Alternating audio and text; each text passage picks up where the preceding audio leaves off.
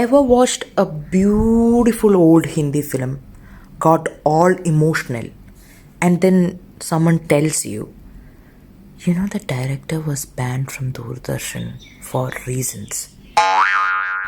Yeah, me too.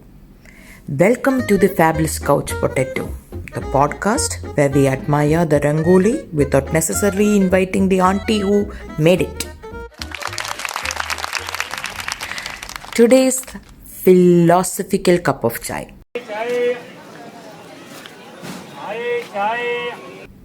I like the art, not the artist. I admire the creation, not the creator. Because sometimes the tabla solo touches your soul. Even if the tabla player was a nightmare at sound checks. So let's get into it. We are in this strange age where every artist has a paper trail. And by paper, I mean Twitter threads, leaked interviews, exes with podcasts, and cousin brothers who spill tea on Reddit. You're listening to a divine classical raga, and boom, someone's WhatsApp forward tells you the ustad once stormed off the stage because the chai wasn't kadak enough. Like, how do I process this? Do I stop listening to the music that calms my anxiety? Do I uninstall the playlist I made during my heartbreak, my promotion, my entire quarter life crisis? Like, what do I do? I don't know that. That's where we come to this idea. The artist is flawed. The art can still be honest. Let me say something that might shake your samosas. Art is not born out of perfect people. It is usually born out of complicated, chaotic, caffeine-fueled, slightly heartbroken human beings. Take M.F. Hussain, legendary painter, also banned from India for a while because of controversy. But his brushstrokes, they tell stories our textbooks never could. Or Kishore Kumar, musical genius. Also eccentric to the point where directors feared entering his house without ringing a bell exactly 3 times.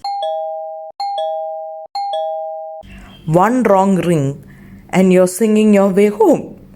Or poets like Sahir, whose verses could make grown men cry, but whose love life could be a full season on Netflix. So you see the pattern, right? Here's the thing. We have grown up in a culture that worships the guru, not just the Gyan. But maybe it's time to shift gears a bit. Maybe, just maybe, we can start appreciating the Gyan even when the guru's Wi-Fi was a little bit glitchy. This isn't about letting people off the hook. Accountability, 100%. We don't forget the harm done. We don't erase the trauma. But we can hold space for the art. Because sometimes the creation outgrows the creator. Sometimes the song knows more about love than the singer ever did. So, next time you admire a beautiful Bharatanatyam performance or you hear an old Lata Mangeshkar song that hits you right in your tear ducts and someone tells you that choreographer was once very problematic on set. Pause, reflect, but also allow the art to be what it is. Because appreciating a Rangoli doesn't mean you're endorsing the artist's tantrum over haldi shade. Right? Art is a mirror, a memory, a moment, not a moral certificate. You have been listening to the Fabulous Couch Potato. This episode was sponsored by Creative Contradictions and that awkward silence when you Google your favorite poet's personal life. So, if this resonated with you, hit follow, share it with your artsy friend, or send it to that one uncle who still argues about Rafi versus Kishore at weddings.